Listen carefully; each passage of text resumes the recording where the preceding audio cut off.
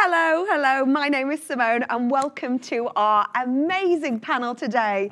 We're celebrating International Women's Day. This is one of our 3 box set editions that we're doing, and today I'm delighted that we're talking all about investing in young talent, something that I know every one of you out there watching is really passionate about, something that I know everyone here in my studio and on Zoom behind me is really passionate about. Massive thanks to all of our partners for supporting this International Women's Day box set series. Thank you Barclays, Bank of New York Mellon, Boohoo Group, Royal Navy, Barclays, University of Manchester, MSP Studios. We're really grateful for all of your support. And today we're going to have a brilliant conversation.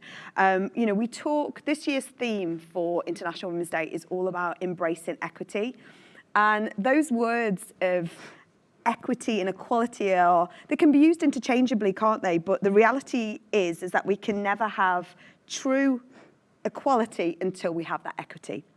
So we know that equity recognises that each person has different circumstances, different, sort of challenges, different opportunities, and we want to make sure it's all about distributing the right resources and opportunities to truly level that playing field.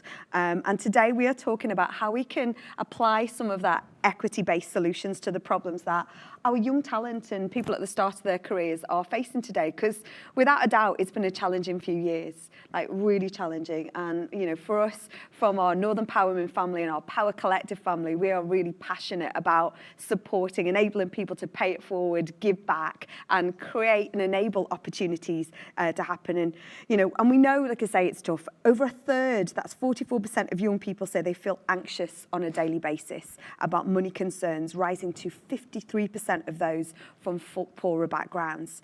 We're seeing every day. I have to try and stay away from the news at times, because you just have to look every day. There's something else around the cost of living crisis. There's something else that's a downward trend in social mobility, meaning that our young talent officially have to work harder and harder for their money than any of the generations before them. So not only are women dealing with all of that, they also face the double disadvantage that becomes with the double gender pay gap as well. So there are lots of conversations for us to talk today, and I want to first of all introduce you to our fantastic panel. Well, actually I'm going to let them introduce themselves because they're actually amazing.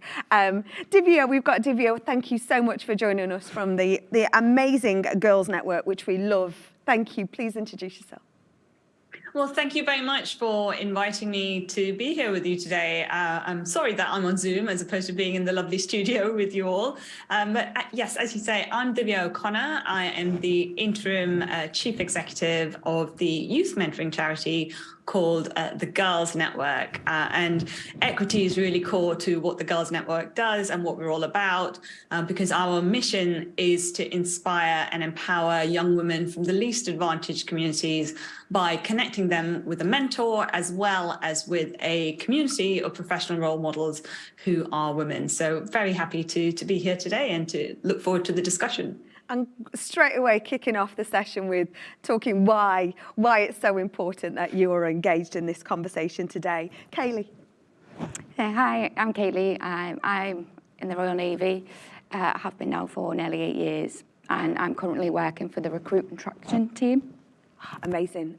For those of you who don't know, my first journey into my world of work was joining the Royal Navy, and I had the amazing pleasure and opportunity of being able to work going out on the road with the Royal Navy Youth Presentation Team in its day. And I do still believe that moment all those years ago, 89 or whatever it was, and going out to those schools and having these conversations has, for me, is why I do what I do now. So I'm double delighted to have you today. Award-winning Katy next. Thank you very much. So yeah, I'm Katy Edwards-Jones. I work at BNY Mellon. I'm currently doing user experience and engagement within technology, and I'm delighted to be here. I think it's, as a woman in technology who's built a career around that, I think this is a conversation that I'm really excited to be involved in. Yeah, that's kind of me, really. And it's amazing, if you heard sort of Bank in New York, you wouldn't necessarily connect technology with it as well. So it's amazing. I'm always fascinated by, like, you know, I could just chat with you about your careers before we get into it, but, you know, I think it's always fascinating to hear what your roles are, because I think, you know, that there's that whole phrase, isn't it? You know, if you can't see it, you can't be it. And, you know, this is why you've all, you know, that's why you're all here today, isn't it? You are visible role models. Rachel, welcome. Hi, I'm Rachel. I'm head of merchandising at the Boohoo Group. I've been with Boohoo for 7 years, and prior to that I was with Arcadia for nearly 10 years. So a lot of years in the industry, managing young talent, helping them progress through their careers in the retail industry. And actually, just a conversation we were having before we went live today was, what is young talent? And, you know, and why is it so important that we should be investing in female talent? But let's start with what is young talent? What age do we think it has? We were having a conversation before, weren't we? What do we think it is? 30? Yeah. But then I'm just turning 30 this year, which is terrifying. But because I've been with BNY Mellon now for 7 years, going on 8, I wouldn't necessarily class myself as young talent, even though I'm young talent in terms of the role that I'm in. So I think it varies, because if someone's new into a role, they restart their career, then they're still technically young talent in that career. Yeah. It's something that we always challenge with, it's the language. Divya, where do you stand on this? What's young talent? What age are we? Please tell me it's still me. I know, I'm kidding myself, I know, but... I think the definition is up to 30, but I completely agree with the other panelists in that I don't think it's necessarily defined by an age, you know, cliff, if you like. It really depends on where somebody is in their career path. I mean, some people might stay in education much longer, while some might actually go into work much earlier, and therefore it really depends on that spectrum of their journey. And staying with you, Dhivya, we're talking about investing in young talent. You know, this is something that you, as you know, as the CEO of the Girls Network, is part of your raison d'etre, isn't it? So why should we encourage people out there to really take that stance to invest and lean into supporting young talent?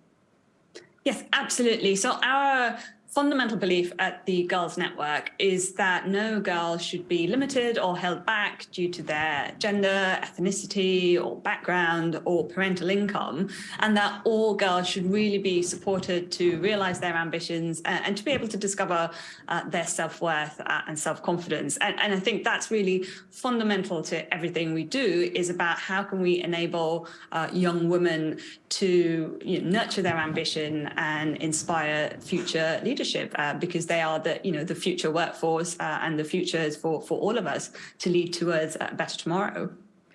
What are you seeing when you're out there, Kayleigh? You know, I kind of talk back to the day when I was out visiting the schools and I loved it. Are you seeing is there a difference in the reaction from young adults that are female as opposed to boys out there? Is there, you know, is there a real, do you feel like you have to work harder maybe to kind of attract that young female talent? Yeah, sometimes we do. I think it's a lot of confidence nowadays, especially with the media that's out there for young women. I think they have a lot of pressure. So yeah, it can be a little bit harder to attract the females than it is for the males.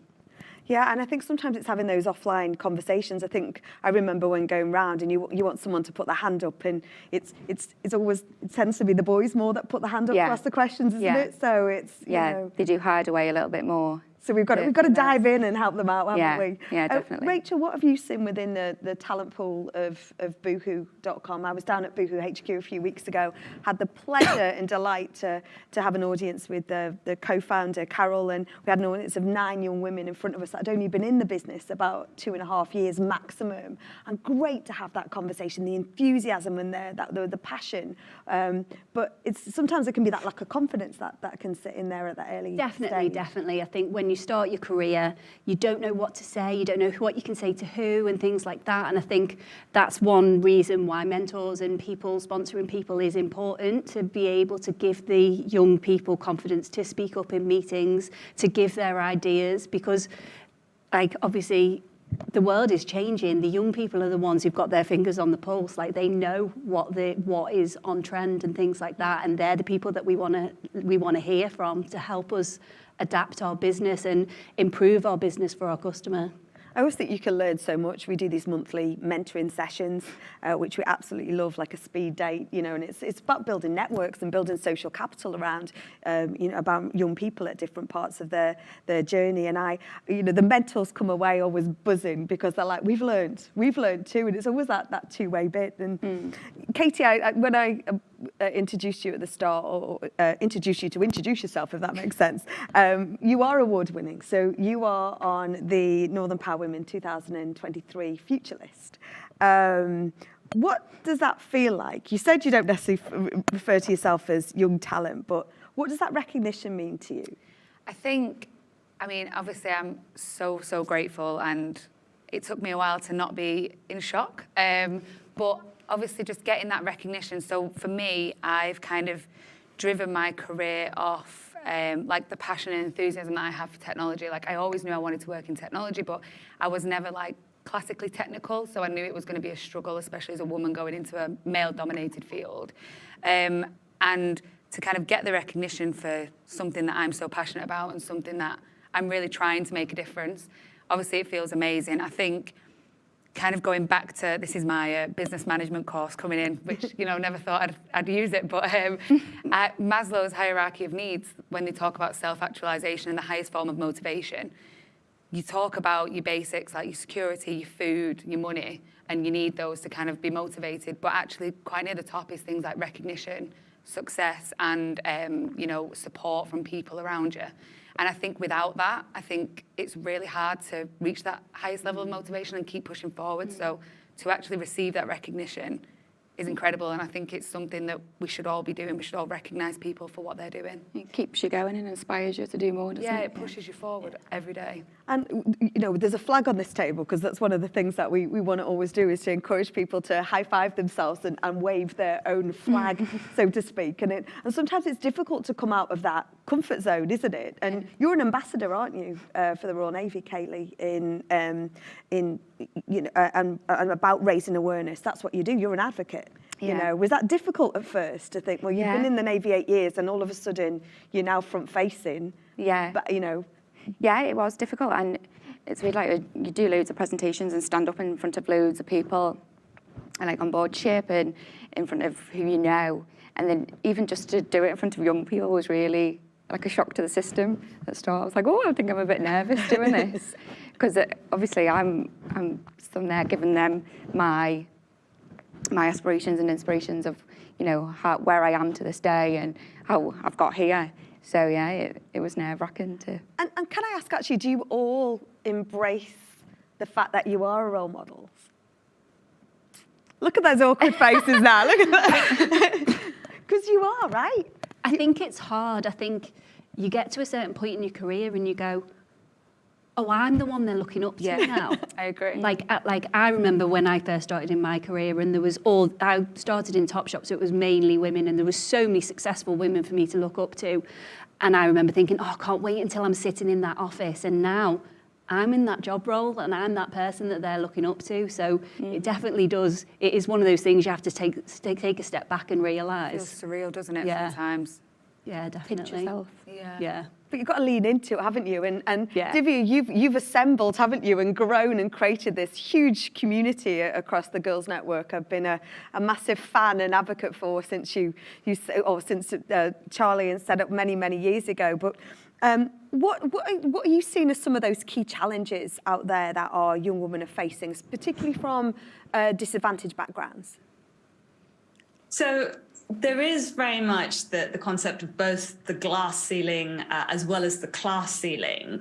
And I think one of the things that we very much try to address is to try and reduce those inequalities. So putting young women who are from least advantaged communities in touch with professional role models, because they may not normally have access to doctors or lawyers or any kind of profession, pilots within their natural socioeconomic communities. And so that's something that we really focused on at the Girls Network in terms of, as you said earlier, Simone, for the young women, you cannot be what you cannot see. And that has been a really important part of how we've grown the organisation and the programmes. And the other thing is that we also offer it for girls who have completed the mentoring program is to become part of what we call our ambassador community. And the ambassador offer is very much so once they've completed their mentoring program, we're offering them wider opportunities in terms of preparing them for the world of work and enabling young girls and young women to make that sort of transition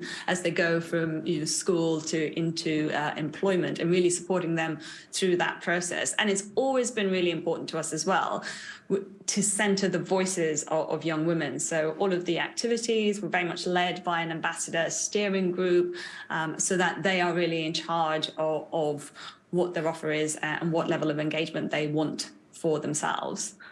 And do you know what? Everyone's got a part to play, haven't they? I think we've all talked about sort of embracing themselves. So, Dhivya, do you acknowledge your responsibility as a role model?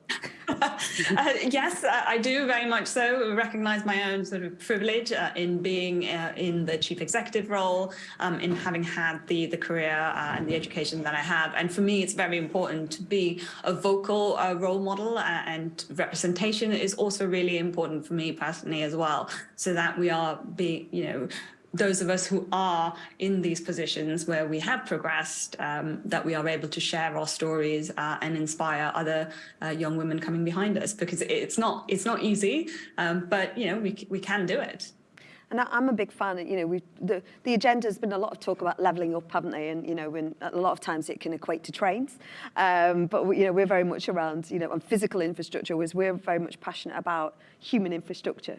And the fact that how can we get more people at the table, round the table, to be part of conversations. So we love enabling chats like we're having today, because we want to pass on out there. What can other people do? Because sometimes the idea as an employer, or as a hiring manager, or with a responsibility within your organisation, or recruiting people, wherever you might be, sometimes that, well, actually, do I need somebody super experienced? Is it okay that we look at inexperienced people? Will that be harder for us? So for us, it can be a scary prospect, can't it, for employers to go, gosh, where am I going to find someone that fits in our organisation, whether it be Boohoo, whether it be Bank of New York, whether it be the Girls Network, whether it be the Royal Navy.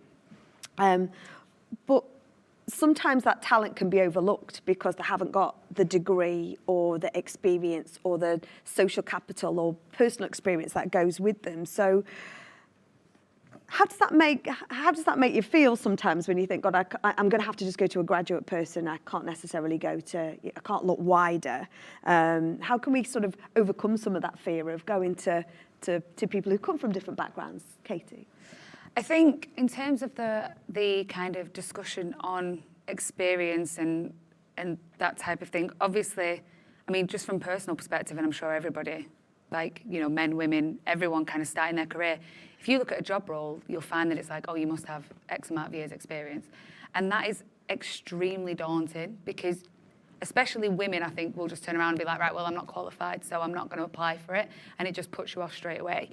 But I think, how are we going to drive the future generation of young talent, particularly women, if we're trying to give them that confidence that they can achieve what they want to achieve if they are just passionate about something and they might not have the experience?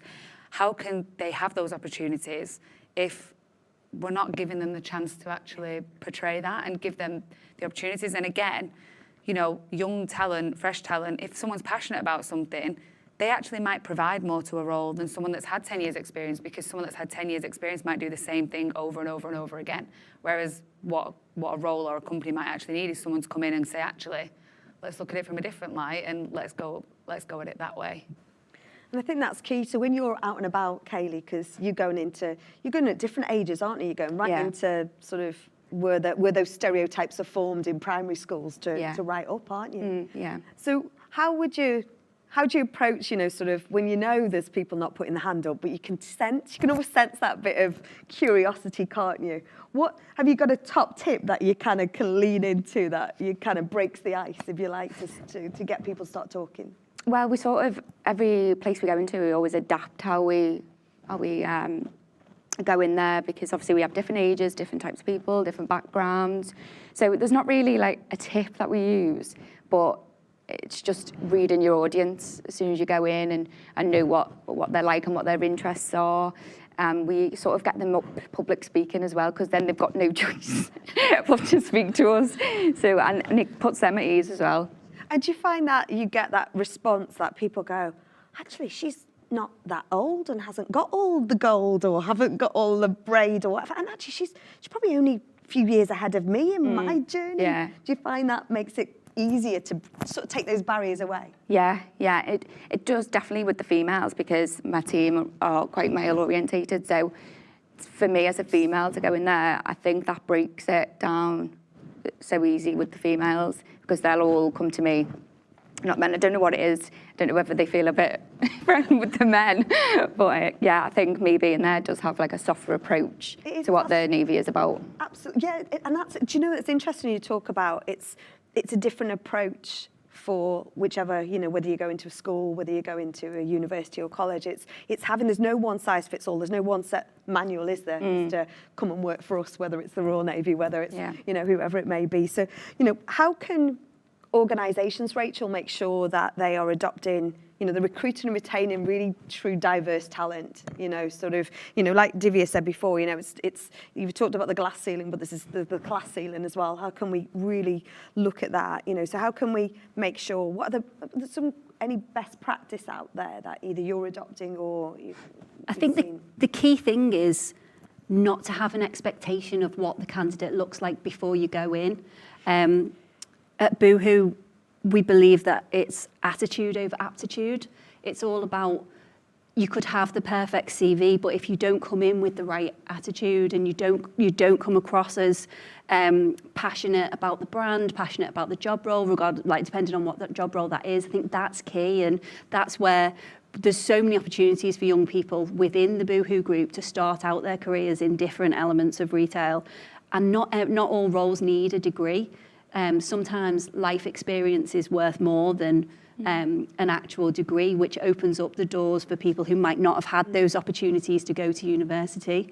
So I definitely think the main thing is having an open mind as to what the candidate looks like, and also having a variety of people involved in the recruitment process, not just the same person all the time, because different people will have different opinions, and some people will take a punt on someone a bit more than someone else. And I think I know in my own experience, I've taken punts on people and they've paid off. And it's really great to see people who have come in, who you've given a chance, who progress all the way through, like through the levels within the company, and are really successful in their job now. And we've talked a little bit about mentoring, haven't we? And, you know, Dhivya, we talk about the amazing work that you're doing. And tell us about, I love the ambassador scheme that you've got. So you've obviously got the programme that happens within schools, which is enabling organisations to give back, you know, and pay it forward with school relationships. But then you've got like an ambassador model. Tell us about that. Yes, so our flagship program is the one-to-one mentoring that we offer for girls aged 14 to 19, and that is very much facilitated and delivered through the schools. And once the girls have completed that program, we invite them to join our ambassador community. And the ambassador offer is slightly different. It's very much skills-led and focused on preparing the young women for work and for employment. And the beauty of the ambassador offer is the young women can choose to engage as little or as much as they want, and we offer a number of workshops, both online and in person as well. And just to also pick up, Simone, if I may, on the point that Rachel was making a little earlier in terms of recruitment, as a hiring manager and as a CEO, I absolutely agree that what you need to be looking for is attitude, and because that is so important, because skills can be learned on the job. And the other thing that we do at the Girls Network is really focus on values-led recruitment. So our values as an organization are that we are young person-centered, we're curious, we're ambitious, we really celebrate everybody for who they are, and we believe in the power of connection. And focusing on those values as the ethos and cultural ethos of the organization as well through the recruitment process enables that we are then getting people who have a passion for the work that we do. Absolutely, and it's so strong. And how many years have you been in existence now? So we're just coming up to the Girls Network's 10th birthday on International Women's Day. It was founded in 2013. So well, it's a happy very birthday exciting for time. today, International Women's Day. Happy birthday. And please do, you can find out more information in the write-up and the bio of this webinar today. If any of you watching out there, if you've got any questions, please do drop them into the chat, because actually we will pick up, the conversations start here and they carry on going. You know, that's what it's all about for us. This isn't just a conversation today to go, oh great, we've talked about young talent, there we go, we've solved that problem, there we go, all done. We're going to fix social mobility and we're going to increase and level up. It's ongoing, isn't it? It's ongoing and intentional that we've got to be. If we want to make this a fair and equitable place for our young people to not just grow but to thrive. You know, we look at thriving in technology. We know there's a massive disparity around the amount of women in technology. What can we be doing? Only 22% of students can name a famous woman working in tech, other than you, Katy. Yep. Well, thank you.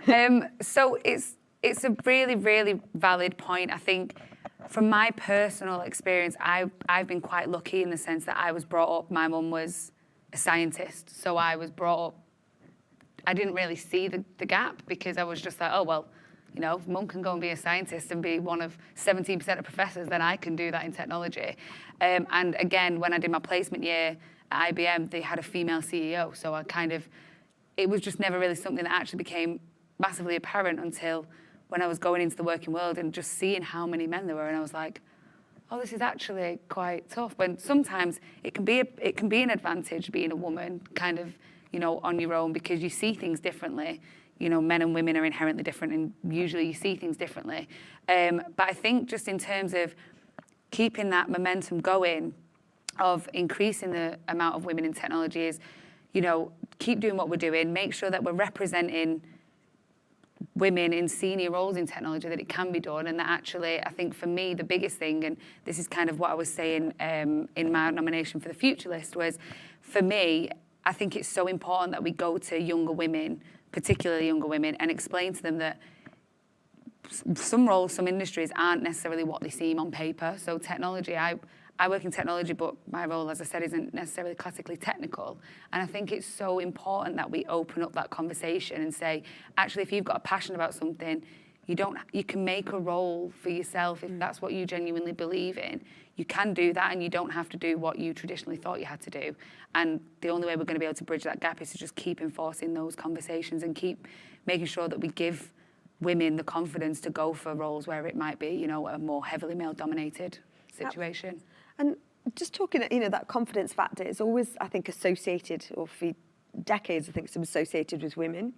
And I've always kind of fought against that, going, that's nonsense, that's rubbish, women are confident, women are amazing. But I definitely saw a dip over the last few years, in particular over lockdown and coming out of lockdown, in that kind of, and I definitely saw that around, you know, young women and our younger talent. What part, you know, how many of you have actually got mentors? Have you got a mentor, Kayleigh?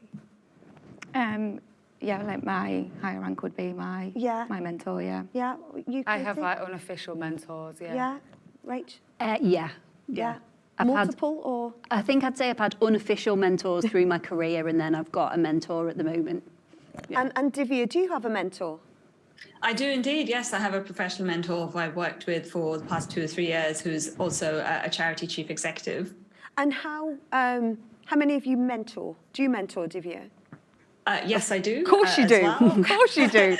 Yes, I'm a senior leader mentor for an organisation called Leaders Plus, which is specifically helping women coming back into the workplace after having young children. So after that maternity gap, getting back and still being able to progress their careers. Absolutely. Kayleigh, do you mentor?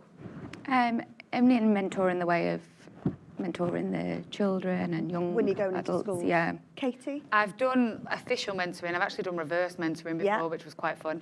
But right now it's more kind of, again, it's just the unofficial mentor of, like, you know, younger women or younger talent in the organisation that I just have connections with. Rachel? Not officially. No. I don't officially mentor. I've developed a lot of people within my team, but wouldn't class it as a mentoring. I just think it's interesting because there's so much conversation. You know, we love mentoring in every way, shape or form, whether it be reverse mentoring, peer-to-peer mentoring, I think there's always something you can get from it. But I think, do you think there's something for around that's connected with our younger talent that think, oh, it's not for me because it's just designed for people who are on that scheme or who are deemed a high flyer or a fast track? Do you think sometimes that mentoring can be synonymous, especially within an organisation? I mean, my view is it should be for everyone. I think it's never too early ever to have a mentor. What's your views on the? And again, of course, we're then getting to the realms of, I don't want to get into this because we'll run out of time. But you know, mentoring versus sponsorship versus coaching. But you know, mentoring, I think, has got that informal mentoring. You've all mentioned informal mentoring. Has got a massive part to play, hasn't it? Mm. You know. I think it's key. I think you need to have someone to kind of learn from, not saying that you can't learn yourself, but I think just seeing people that have been through certain experiences and having someone to talk to, I think it's so important because you need someone to bounce ideas off. You need someone to kind of talk about, you know, your career and how you're going to grow. And I think mentoring, I think, can be quite difficult in a way because if it's a very structured mentoring program, I think that might put a lot of people off because they feel, well, what if I can't give the time, or what if I don't even get accepted to it? But I think if you can kind of just develop it so that it's, you know, it's so beneficial. And I think most people, I mean, everyone here has had a mentor. Everyone's just said they've had a mentor, or they want to mentor, or they are mentoring. It is so beneficial. And I think if you just kind of open it up so it's a more informal thing, I think that would, you know, it's a benefit to everyone. And just, you know, when we do our Power Up networking that we do every month, please do get involved, sign up. We've got a digital platform, wearepower.net. It's totally free. You know, we always overwhelm with mentors, but actually I ask everyone out there, encourage your talent, because it's not about them going off and getting other jobs. It's about mentions about being the best version of you. And so I think the more that, it's never too early to network or to get that mentoring. It's never too early to have young people at the table. And to have, you know, young people at the top table. I think there's so much value that if we're making decisions and are trying to broadly, widely level up and gain that equity, we need our young voices at the table, don't we, Rachel? Yeah, definitely. I think the world's changing at such a fast pace. Everything changes so quickly. Like listening to the young people and like their opinions and helping, like using them in the decision-making process as well will bring ideas to the table that we might not have thought of. But also it will empower them and give them more motivation to deliver on results and get results on things if they feel like they're invested in the conversation and that they're being respected enough to be involved in those conversations. And that grows confidence as well, Yeah. because you're literally at the table. And Dhivya, what have you seen as the outputs from the programs that you run, you know, and the women that that have participated? Tell us some of the amazing, you know, tell us a great case study out there, because I think there's always something that someone can take from what someone else is doing, you know, and I think I always love to hear the good news. Yes, absolutely. So we survey all of the girls or all of the mentees who participate, and 100% of the mentees say that they felt that their mentor was supportive, that they had a positive impact from the program, and 97% say that their mentor was inspirational and helped them think more positively about the future. And so we've seen some really positive benefits from the program, as well as for the mentors as well, because it's definitely, you know, a two-way interaction and engagement, and definitely, as you reflected there earlier, Simone, that the mentors also get a lot of benefit from listening to the young people, you know, understanding their views, etc. And the other thing I wanted to add as well, in terms of centering young women's voices, that is something that for us at the Girls Network is really important. And we're currently doing some research with our ambassador community to really understand the barriers that young women are facing with regards to the current cost of living crisis and other, you know, pressures in the current socioeconomic context. And the reason we are doing that is because we really want to understand the issues for young women in order to inform the delivery of our programs and services going forward. I think, and that's about listening, isn't it? You've got to listen. You're out probably not every day, but you're out a lot, aren't you? You must hear different conversations. You know, is this for me? Whether or not it's joining the Royal Navy or you're addressing a room full of young men and young adults. You know, are you feeling that worry out there about kind of what their job opportunities are going to be? Yeah, definitely. Like when we speak to them, they're all set in stone to have, obviously before they move on to university or college, they have their one career, that's it, just one thing they want to do, that's it. And we sort of say, you know, broaden your outlook and think about this and think about that. Like some say, oh, I want to join the police. We say, well, there is military police, you can do it in that. So that's like another option, you know, if you come to that, because things change in life. And so, yeah, it's always good to have a few options. So, you know. And just tracking back to your 16, 17-year-old self, did you know what you wanted to do? Divya, did you know what you wanted to do? Do you go, I'm going to be a chief exec of a kick-ass charity. That's what I'm going to do. I always say, Simone, becoming a charity chief executive was like a dream I never even knew I had.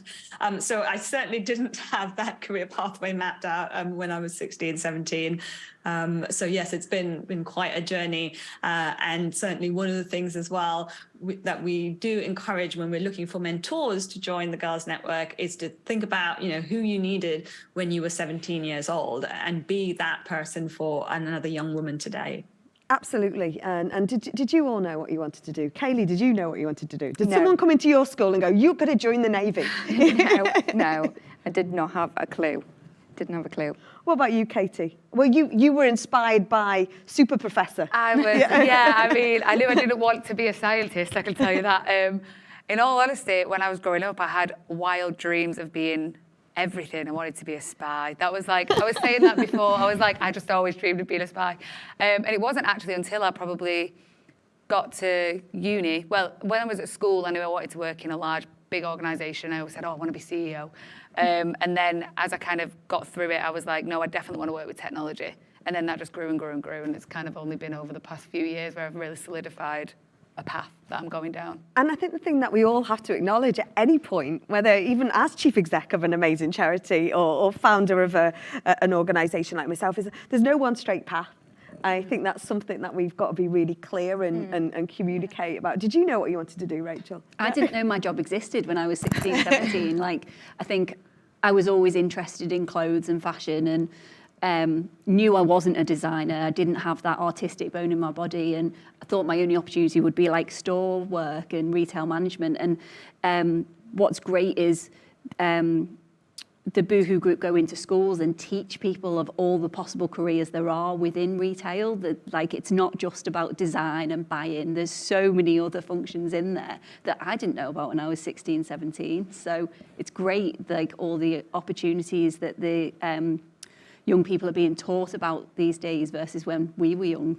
But it's hard because if you haven't actually got that network out there, you don't maybe think they're for you. And I think one of my askers are, as we start getting at the end of this, I don't know where the time goes, so I think but you know, my ask, what would be your one top tip for anyone watching out there that they can either, you know, share with the young talent in their family or young talent watching themselves today who maybe doesn't know or doesn't think they've got the skills or qualification or hasn't come from that side of the street or hasn't got that immediate role model around them? What would you tell them to do to kind of get out there and really convince them that there is a path for them? Dhivya, I'm giving you the hard question first.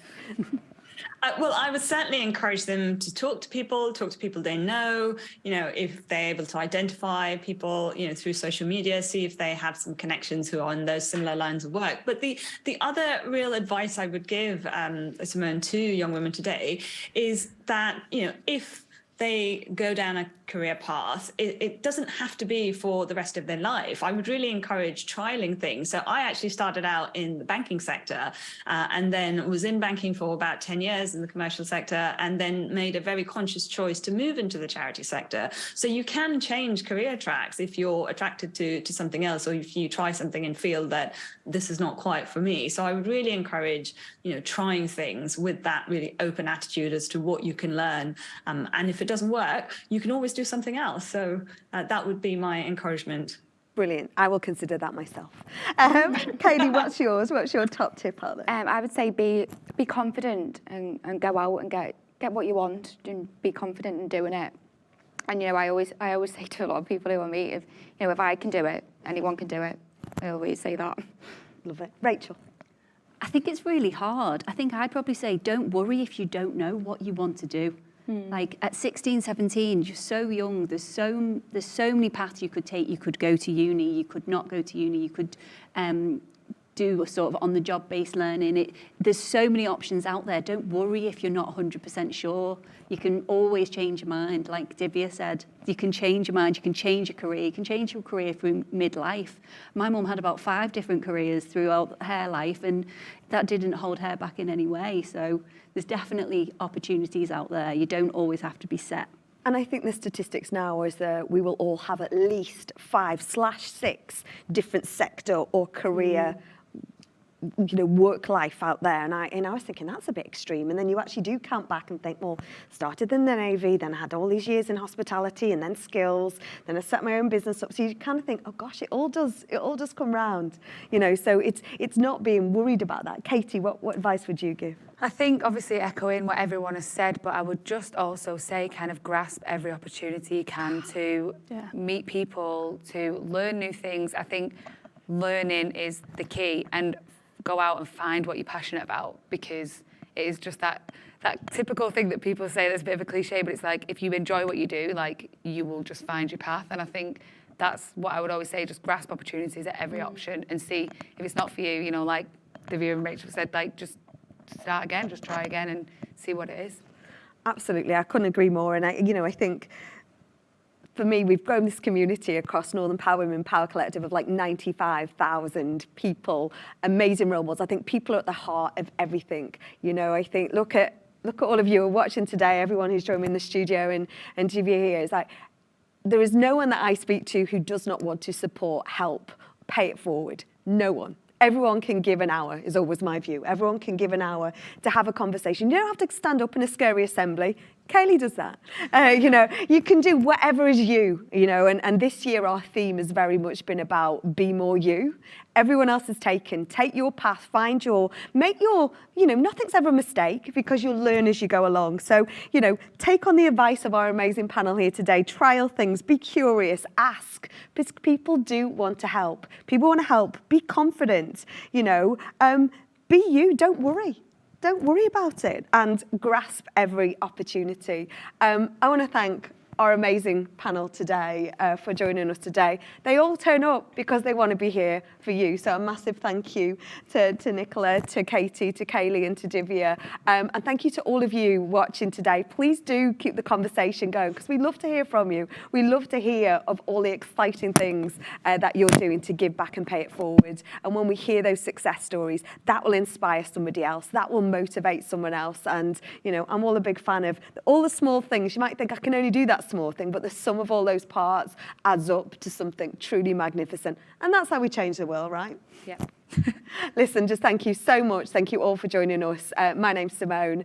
You've been very welcome at our fantastic International Women's Day webinar box series. Please do check our 2 other episodes as well. And we look forward to you keeping the conversation on all our social medias at North Power Women and at Northern Power Women on all the others other than Twitter. I'm sure that makes sense, but it's all good. But thank you so much for joining us today, and we'll see you next time.